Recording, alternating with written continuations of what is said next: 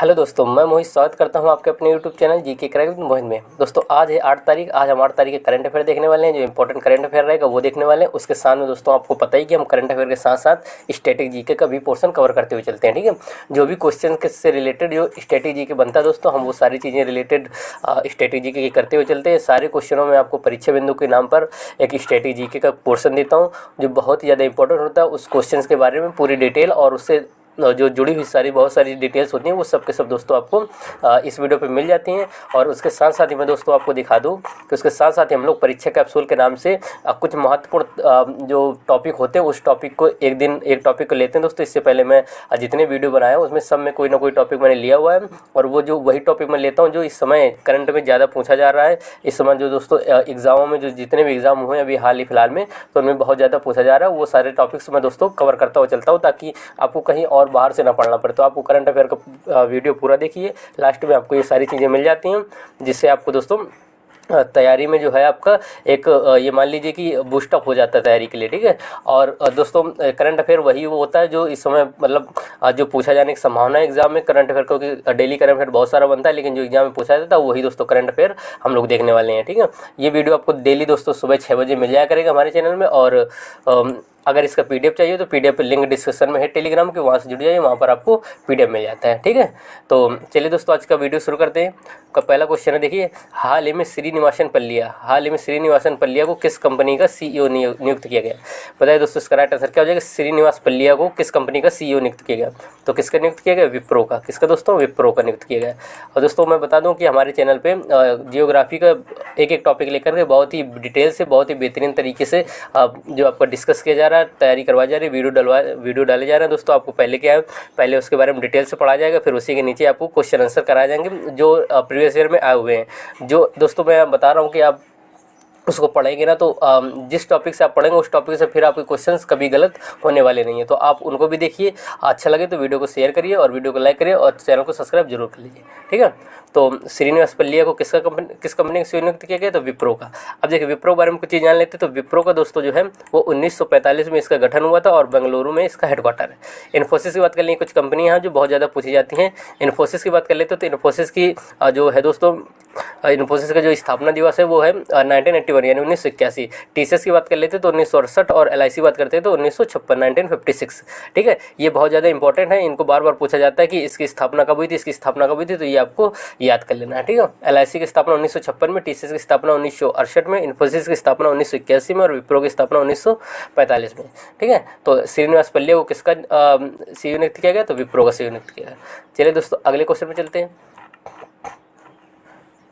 अगला क्वेश्चन है आपका, मैक्स वर्स्टप्पन हाल ही में आयोजित कौन सी ग्रैंड प्रिक्स जीती? मैक्स वर्स्टप्पन ने जो दोस्तों हाल ही में कौन सी ग्रैंड प्रिक्स है जो हुई है वो जीती हुई है? ऑस्ट्रेलियन, जापानी, वेस्ट, इनमें से कोई नहीं। तो कौन सी दोस्तों जीती है? जापानी जीती है। कौन सी जीती है? जापानी जीती है। अब जापानी देखिए, जो मैक्स वर्स्टप्पन है इससे पूछा जाता है कि मैक्स वर्स्टप्पन किस उसके हैं? तो ये रेड बुल कंपनी के, रेड बुल के जो टीम है रेड बुल टीम के हैं और एक सर्जियो पेरोस करके हैं वो भी रेड बुल के हैं। ठीक है, मैक्स वर्स्टप्पन नंबर 1 पर आए थे और सर्जियो पेरोस नंबर 2 पर आए थे। ये 12.5 सेकंड पीछे थे। ठीक है, और ये दोनों ही दोस्तों क्या है, ये दोनों ही रेड बुल से हैं और मैक्स वर्स्टप्पन ने अब तक 77 ग्रैंड प्रिक्स जीते हुए हैं। ठीक है, ये अब तक 77 ग्रैंड प्रिक्स जीते हुए हैं। जापान की बात कर लेते हैं तो जापान की राजधानी दोस्तों टोक्यो है, इसकी मुद्रा येन चलती है और जापान की इस समय जो पीएम है वो फूमियो कशीदा है। कौन है दोस्तों? फूमियो कशीदा। ये आपके कुछ क्वेश्चन है जिससे इससे डिटेल बन जाती है ये दोस्तों स्ट्रेटेजी के रूप में। तो आपसे पूछ लिया जाएगा मैक्स वर्स्टप्पन किस कंपनी से खेलते हैं? तो रेड बुल से खेलते हैं। ठीक है, और जापान की राजधानी और ये जापान के पीएम इस समय के। तो चलिए दोस्तों अगले क्वेश्चन में चलते हैं। अगला क्वेश्चन है आपका, त्रिसेवा सम्मेलन जो है इस समय 2024 का चल रहा परिवर्तन चिंतन नई हाल ही में कहाँ आयोजित किया जाएगा? ये जो परिवर्तन चिंतन है नई पहल, ये हाल ही में कहाँ पर आयोजित किया जाएगा? दोस्तों ये पहली बार किया जा रहा है त्रिपक्षीय त्रिसेवा, यानी कि मनाया जाता था हर साल, लेकिन इस बार तीनों जो भारतीय सेना है वो तीनों भारतीय सेनाएं इसमें भाग लेने वाली हैं। ठीक है, तो इसको कहाँ मनाया जा रहा है? तो ये नई दिल्ली में। कहाँ पर दोस्तों? नई दिल्ली में।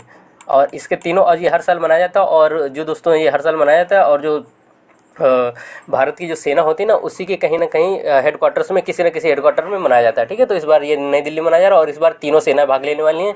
तो इसलिए जब तीनों सेना भाग लेती हैं तो उनके तीनों के प्रमुख यानी सीडीएस जो होते हैं वो जनरल अमित चौहान इसके अध्यक्ष होंगे। ठीक है, सीडीएस इस समय के जो है जनरल अमित चौहान इसके अध्यक्ष होंगे। ठीक है, चीफ डिफेंस स्टाफ के जो मतलब अध्यक्ष होते हैं वही तीनों के अध्यक्ष होंगे, क्योंकि तीनों सेनाएं भाग ले रही तो उनका सबसे बड़ा अध्यक्ष यही होता है। तो उसके बाद राष्ट्रपति होता है, यानी राष्ट्रपति सबसे बड़ा अध्यक्ष होता है। लेकिन जो सेना के बारे में बात करें तो सेना का अध्यक्ष जनरल अमित चौहान होते हैं। ठीक है, तो वो दोस्तों इसे क्या करेंगे, इसकी अध्यक्षता करेंगे और ये नई दिल्ली में होने वाला है। और ये किस नाम से, परिवर्तन चिंतन त्रिसेवा है। ठीक है, यानी कि तीनों सेनाओं का। चलिए अगले क्वेश्चन पे चलते हैं। अगला क्वेश्चन है दोस्तों आपका, हाल ही में आरबीआई ने किन बैंकों में जुर्माना लगाया? बताइए दोस्तों, हाल ही में आरबीआई ने 2 बैंकों पर जुर्माना लगाया। कौन कौन इस बैंक हैं? तो वो हैं दोस्तों आईडीएफसी और एलआईसी, यानी कि दोनों में। आईडीएफसी फर्स्ट बैंक में, एलआईसी की हाउसिंग बैंक। अभी एलआईसी का मैंने दोस्तों 1956 बताया था, अब एलआईसी हाउसिंग की बात करेंगे। देखियो आईडीएफसी की बात कर लेते हैं तो आईडीएफसी जो फर्स्ट बैंक है इसकी 2015 में स्थापना हुई थी, 2015 में स्थापना हुई थी और ये दोस्तों मुंबई में इसकी क्या है, हेडक्वार्टर है। एलआईसी बात कर लेते हैं, एलआईसी हाउसिंग की बात कर लेते हैं तो इसकी स्थापना 1989 में हुई थी, 1989 में हुई थी और इसकी जो हेडक्वार्टर है मुंबई में। ठीक है, तो इन दोनों पर क्या है दोस्तों, कर्जा क्या है कि इन दोनों पर इसने आरबीआई ने जुर्माना लगाया हुआ है। आईडीएफसी की बात करते हैं तो इसमें 1 करोड़ का जुर्माना लगाया है और एलआईसी बात करते हैं तो इसमें 49 लाख का, कितना 49.75 लाख का इसमें जुर्माना लगाया हुआ है और आईडीएफसी में 1 करोड़ का जुर्माना लगाया हुआ है। ठीक है, आरबीआई की बात कर लेते हैं तो आरबीआई में 1934 में एक्ट आया था दोस्तों, 1935 में इसकी स्थापना हुई थी। कोलकाता में जब स्थापना की गई थी तब इसका मुख्यालय कोलकाता में था, लेकिन अब इस समय जो है 1937 से और अभी तक जो है इसका मुख्यालय मुंबई में। कहाँ पर है? मुंबई में। ठीक है दोस्तों, तो ये इसका कुछ इंपॉर्टेंट फैक्ट है। और आरबीआई ने किन 2 बैंकों में लगाया? तो इन 2 बैंकों में लगाया। इन 2 बैंकों की आपकी स्थापना ये लिखी हुई है, अगर आपसे पूछा जाए तो आप बता दीजिएगा। ठीक है, अगर आपको आता है तो अच्छी बात है, नहीं आता तो आप इसको नोट कर लीजिए, इसका रिवीजन करिए बार बार। ये बहुत सारी बहुत ज़्यादा इंपॉर्टेंट चीज़ें हैं दोस्तों, आपको ये जब एग्ज़ाम में पूछी जाएंगी तब आपको इस चीज़ की अहमियत पता चलेगी। देखिए, हाल ही में विश्व स्वास्थ्य दिवस कब मनाया गया? बताइए, इसका राइट आंसर क्या हो जाएगा? विश्व स्वास्थ्य दिवस। विश्व स्वास्थ्य दिवस कब मनाया जाएगा? 7 अप्रैल, 5 अप्रैल, 4 अप्रैल या 6 अप्रैल को? तो इसका राइट आंसर क्या हो जाएगा? 7 अप्रैल को। 7 अप्रैल को दोस्तों इसका विश्व स्वास्थ्य दिवस मनाया गया। देखिए 1 अप्रैल की बात कर लेते हो तो आरबीआई की स्थापना दिवस भी 1 अप्रैल को हुई थी और उत्कल दिवस, यानी उड़ीसा अपना उत्कल दिवस के रूप में 1 अप्रैल को दिवस मनाता है। 2 अप्रैल की बात करते हैं तो ऑटिज्म जागरूकता दिवस होती है और 3 अप्रैल की बात करते हैं तो हिंदी रंगमंच दिवस। 4 अप्रैल की बात करते हैं दोस्तों खदान जागरूकता दिवस। क्या हो जाएगा? 4 अप्रैल की बात करेंगे तो खदान जागरूकता दिवस। 5 अप्रैल की बात करते हैं तो समुद्री दिवस मनाया जाता है। ठीक है, तो इसका राइट आंसर क्या हो जाएगा? विश्व स्वास्थ्य दिवस दोस्तों 7 अप्रैल को। क्या हो जाएगा? 7 अप्रैल को। ये दोस्तों अब देखिए 30 मार्च की बात करते हैं। 30 मार्च को राजस्थान अपना दिवस मनाता है और 1 अप्रैल को दोस्तों उड़ीसा अपना दिवस मनाता है। ठीक है, ये हो जाएगा। अब देखिए चलिए अगले क्वेश्चन में चलते हैं। अगला क्वेश्चन है दोस्तों, हाल ही में लेसेंट के अध्ययन के अनुसार कब तक प्रोस्टेट कैंसर जो है उसके मामले दोगुने हो जाएंगे? कब हो जाएंगे दोस्तों? तो ये दोस्तों उसकी रिपोर्ट में निकल कर आया कि 2040 तक इसके मामले जो किसके प्रोस्टेट कैंसर के मामले जो है दोगुना हो जाएंगे। कब कितने हो जाएंगे? दोगुना, 2040 तक। ठीक है दोस्तों, तो लेसेंट पूछा जाएगा कि किसके अनुसार है? तो लेसेंट के अध्ययन के अनुसार है प्रोस्टेट कैंसर के मामले दोगुने होने वाले हैं 2040 तक, ये संभावना है। चलिए दोस्तों अगले क्वेश्चन में चलते हैं।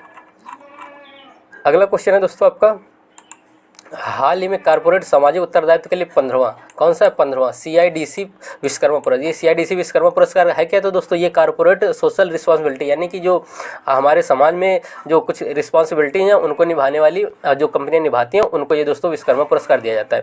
ठीक है, तो किसको मिला है दोस्तों? तो वो मिला सतलज जल विद्युत निगम को। इसमें क्या होता है दोस्तों? इसमें क्या होता है, जैसे आपकी शिक्षा हो गया, स्वास्थ्य हो गया और भी बहुत सारी चीज़ें हैं, उनके बारे में दोस्तों पैसा लगाना उसमें, ये दान नहीं, दान के हिसाब से नहीं दोस्तों, सिर्फ अपने मतलब एक अपने अंदर से जो समाज की जो रिस्पॉन्सिबिलिटी की भावना के अंदर से, भावना के हिसाब से दोस्तों ये काम किया जाता है। ठीक है, और जल विद्युत निगम को इस समय मिला है। तो जल विद्युत निगम की स्थापना दोस्तों 1988 में थी और ये इंडिया और हिमाचल प्रदेश दोनों की एक साथ है। हिमाचल प्रदेश में दोस्तों एक नाथपा झाकरी करके परियोजना चलती है, वो जो जल विद्युत निगम परियोजना के अंतर्गत आती है। ठीक है, सतलज नदी पर बनी हुई है, इसलिए सतलज जल विद्युत निगम लिमिटेड उसको देखता है दोस्तों। नाथपा झाकरी करके वो बहुत बड़ी परियोजना है भारत की हमारे, तो वो इसी के अंडर पे काम करती है।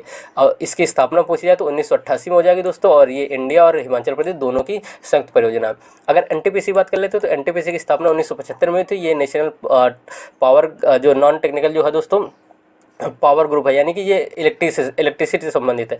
पावर ग्रिड की बात करते हैं तो पावर ग्रिड दोस्तों 1989 में इसकी स्थापना हुई थी। ओएनजीसी की जो ऑयल की स्थापना है वो दोस्तों 1956 में हुई थी, ठीक है, 1956 में थी ये दोस्तों इंपॉर्टेंट। अब देखिए इसमें आपसे पूछा जाता है, इसमें एक वर्ड आता है CSR, क्या था CSR, तो CSR की आपसे फुल फॉर्म कई बार पूछी जा चुकी है, कॉर्पोरेट सोशल रिस्पॉन्सिबिलिटी, कई बार एग्जाम में पूछी जा चुकी है, कॉर्पोरेट सोशल रिस्पॉन्सिबिलिटी CSR का फुल फॉर्म दोस्तों होता है, ये इसके अंदर का तथ्य आता है। इसका मतलब होता है कि जो रिस्पॉन्सिबिलिटी हैं, जो सोशल रिस्पॉन्सिबिलिटी हैं, उनको निभाने वाली कंपनियों को ये दोस्तों विश्वकर्मा पुरस्कार दिया जाता है, ठीक है। तो इसका राइट आंसर सतलज जल विद्युत निगम हो जाएगा। चलिए अगले क्वेश्चन मिलते हैं। अगला क्वेश्चन है दोस्तों, इकोनॉमिस्ट इंटेलिजेंट यूनिट की बिजनेस एनवायरनमेंट रैंकिंग 2024 में भारत का स्थान क्या है, तो क्या हो जाएगा दोस्तों, इसका भारत का स्थान 51वां स्थान हो जाएगा। भारत का कौन सा स्थान है दोस्तों, 51वां स्थान हो जाता है बिजनेस एनवायरनमेंट रैंकिंग में, कौन से, इकोनॉमिस्ट इंटेलिजेंट यूनिट की, ठीक है। इकोनॉमिस्ट इंटेलिजेंट यूनिट की अब बिजनेस एनवायरनमेंट रैंकिंग 2024 में भारत का रैंक 51 हो जाती है, ठीक है, ये हो जाएगा इसका आंसर। चलिए अगले क्वेश्चन मिलते हैं। अगला क्वेश्चन है, देखिए दोस्तों, हाल ही में स्लोवाकिया के नए राष्ट्रपति के रूप में किसे चुने गए हैं, जो स्लोवाकिया के नए राष्ट्रपति हैं वो किसे चुने गए हैं, जो दोस्तों अभी राष्ट्रपति चुने गए हैं ये दोस्तों रूस के समर्थक हैं। कौन है, रूस के समर्थक, और जो इनके विपरीत थे वो USA के समर्थक, यानी वो अमेरिका के समर्थक थे।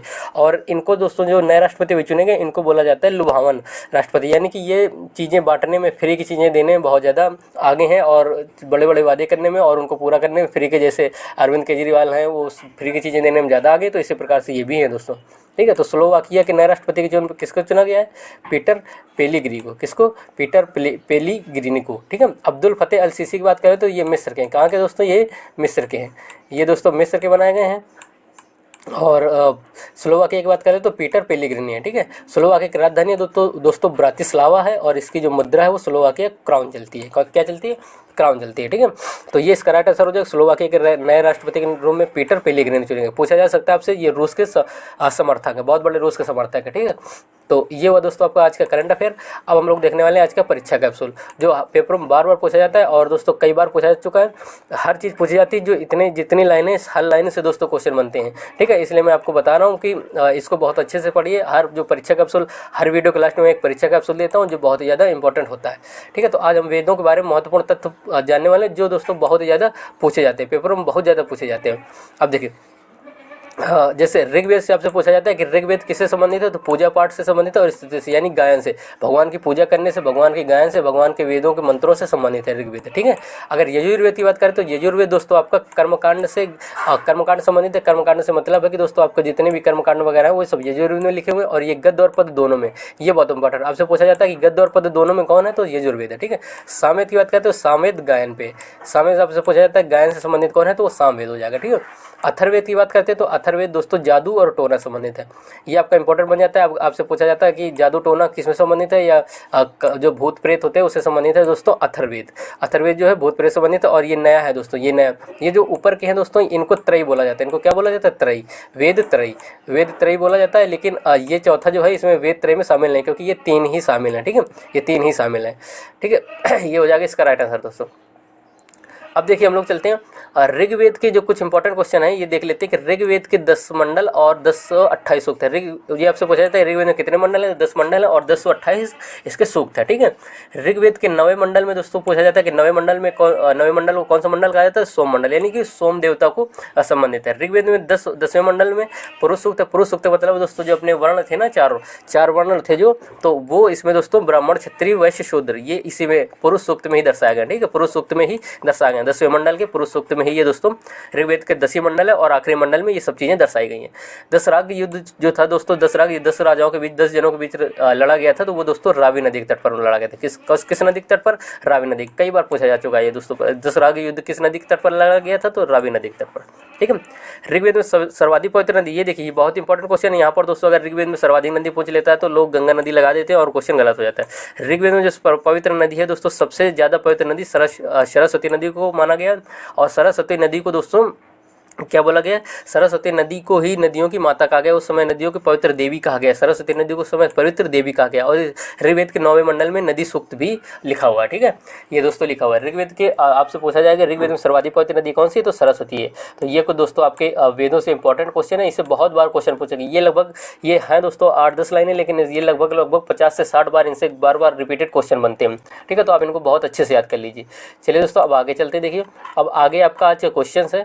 अब आपको आज का क्वेश्चन बताने कि परुशनी नदी है, परुशनी नदी किस नदी का पुराना नाम है, परुशनी नदी किस नदी का पुराना नाम है। अभी हाल फिलहाल में दोस्तों मैंने 2-3 वीडियो पीछे इसी परीक्षा के जो टॉपिक में जो दोस्तों यहाँ पर मैंने टॉपिक बताया आपको, ये टॉपिक जो दोस्तों है परीक्षा कैप्सूल के नाम से, परीक्षा कैप्सूल के नाम से जो दोस्तों आपको टॉपिक बताया हुआ है, इसी टॉपिक में मैंने दोस्तों अभी हाल फिलहाल में मैंने क्या किया हुआ है कि बताया हुआ है सारी नदियों के बारे में, सारी नदियों के बारे में दोस्तों मैंने बताया हुआ अभी।